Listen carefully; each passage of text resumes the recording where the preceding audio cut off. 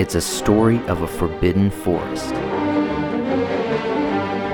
The chronicle of a fallen giant and the quest to fill its place. It's the culmination of a carefully crafted storyline and an innovative intermingling of old and new.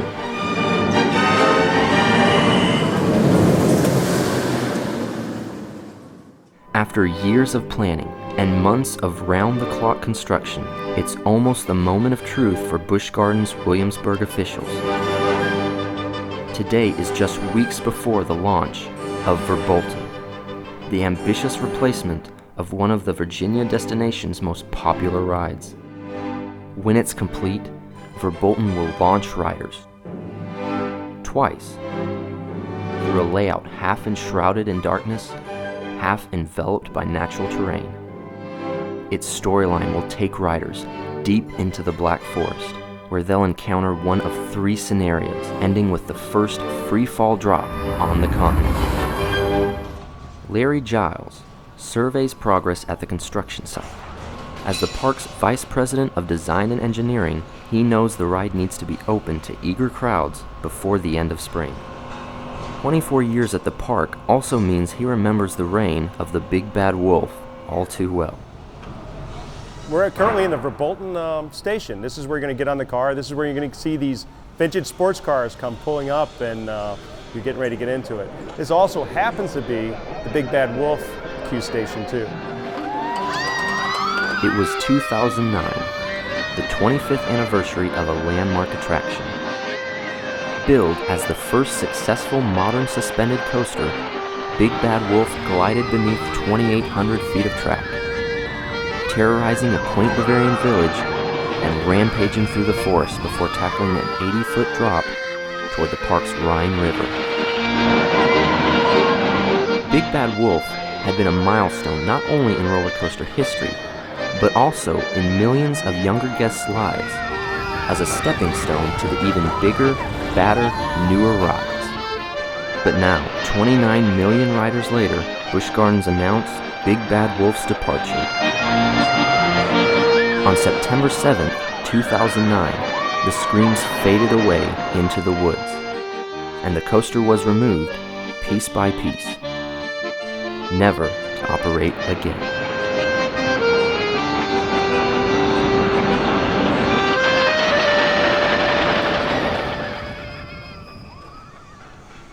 About 3 years ago, our company started looking at replacing Big Bad Wolf, and that ride was such a great ride, so popular with our guests, that we knew we had a lot of responsibility. We've known for a while that there was an end to when Big Bad Wolf could run. It was built in a time when computer technology was not as available during the design phase. We had to make a decision between, do we keep Big Bad Wolf or do we go in a different direction? And we chose to go to the Verbolten direction because of what is available today in the technology. To tie in with the 2-year renovation of the surrounding Oktoberfest Germany-themed section, the park and its corporate design teams collaborated on a theme for the future attraction. We start with the story. We wanted to talk about the interesting things that are happening outside the village of Germany. So we had a couple folklores to work with, but the Legend of the Black Forest was the strongest, and that's the one that we decided to move forward with. So once we knew that, we decided to develop the characters to get us out of the village of Oktoberfest and into the Black Forest, so we developed Goethe and Gunther, who you'll meet here in the queue line. We've been actually talking about this for quite a while. We've been talking about a vehicle or car coaster. Germany is known for vehicles and cars and sports cars. The ride's auto theme would also help fill the void of another recent removal, Le Mans Raceway, an antique car ride sacrificed in 2006 in the name of Griffin's Extreme Thrills. However, the main void created by both removals was a family ride void. So one of the main criteria for the new attraction became designing a coaster that was both thrilling and family-friendly. Whenever you talk about coasters, you always worry that you're going to exclude a lot of families, and that's why we really wanted this to be a family coaster. That's why we really pushed for the 48-inch height requirement. That's why we also made sure we didn't go upside down. But with Le Mans being taken out when we did Griffin, we wanted to ensure that we had a family ride that they could all ride together. Other criteria included reutilizing the second half of the Big Bad Wolf's layout, A lot of the Big Bad Wolf track exists in what we call an RPA, a resource protection area. One of the things we wanted to do, and we're working with our local county group, is to minimize any disturbance in that area. We reused a lot of the Big Bad Wolf foundations. We purposely laid the track on top of those foundations in that RPA area to minimize environmental impacts. It allowed us to give a tip to the hat to Big Bad Wolf. Finally, designers wanted to hide a unique new first half of the ride in darkness, inside what they would refer to as the show building. Now, it was time to get in touch with potential manufacturers. We told them what we wanted the ride to do, where we wanted the ride to do those elements. We knew 3 or 4 major things we wanted to happen in the show building that were critical to the show elements. We bid that out to multiple ride vendors, and we received those bids back, and they showed us what the ride would look like, and Zier came back with the best possible ride experience. With the selection of Zier, coincidentally a German ride manufacturer, plans neared completion. Utilizing the existing station, the train would depart through a similar S-turn to the defunct coaster. However, in place of the Big Bad Wolf's first chain lift, a launch would propel the train into the show building. Its enclosed half would end with the first of its kind free-fall drop in North America, then a second launch in place of the Big Bad Wolf's second lift.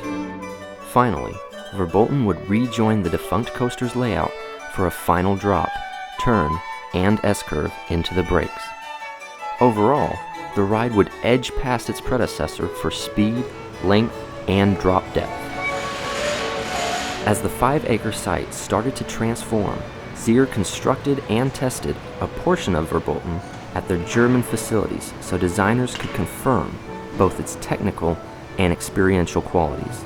We went over there. It was a very interesting experience. So imagine a giant warehouse on the wharf of a shipping yard in Germany with a coaster in the middle of it, and all around the bottom were these German welders building ship parts. And myself and Michael Denninger went over there. He's our corporate ride engineer, and we rode the ride. And we are both big screamers, like to scream when we ride things, and we rode it blindfolded, so it would be dark, just like we have here in the show building. So we put on our blindfolds, we screamed, and everybody in the entire building stopped working and watched us. It really vetted the fact that it was going to be thrilling, it was going to be exciting, and it did everything that we wanted it to do. Back in Virginia, a crew of up to 150 worked around the clock to keep the ride on schedule for the better part of the next year, despite a hurricane in the fall, freezing temperatures in the winter, and the constant challenge of working around the natural surroundings. The Big Bad Wolf's legacy began visibly living on through a recycled queue building, station, first S-turn, final drop, and final S-turn. With the final silver track section bolted down, it was about time to put Verbolten to the test. We have a comprehensive 3-part process that we go through. First, the ride manufacturer tests the ride.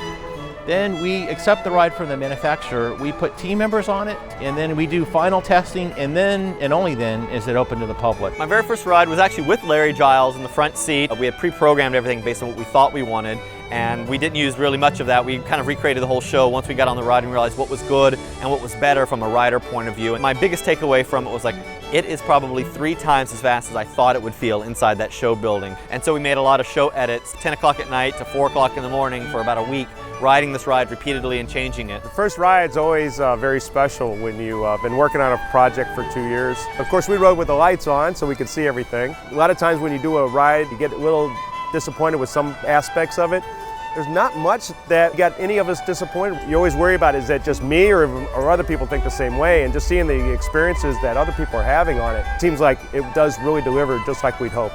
The ride surprised me in a lot of ways. The part I particularly liked is the acceleration when you come out of the event building, and then that ends in the drop towards the Rhine River, and there's a lot of speed. I was very surprised. At the back of Busch Gardens' 400 acres, the Verbolten experience begins amid evidence of past rides gone wrong, thanks to the Black Forest's mysterious trees. There, Oktoberfest visitors meet brother and sister, Gunter and Gerda, who invite them to tour the Bavarian countryside on their vintage sports cars. Just stay out of the Black Forest, they advise. Once one of 5 uniquely fashioned trains pulls up to the loading platform, the next 16 guests secure lap bars into place and prepare to depart on the scenic tour. Heeding Gerda and Gunter's admonition, riders take a left turn from the station. However, the coaster changes its mind and takes a sudden turn to the right, straight toward the dreaded Black Forest. A first linear synchronous motor launch propels riders into darkness, then weightlessness as they drop. The ride's twister section begins with a heavily banked turn to the right, then an upward helix to the left.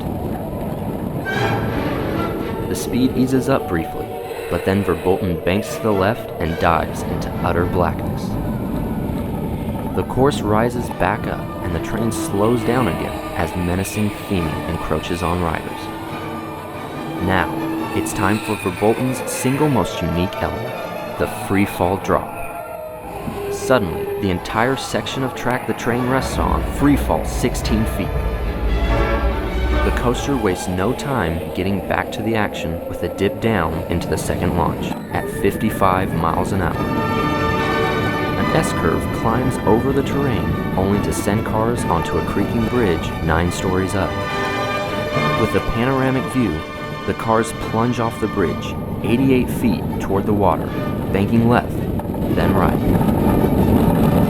Cars bound over a final hill and curve left into the break after 2,835 feet of track. Today's significance is that Busch Gardens is owning what it does best, and that's all family entertainment. Verbolten is a quintessential manifestation of that for our guests. For Larry, Verbolten's debut represents the fruition of the generation-spanning appeal the park strove for with the 2012 ride.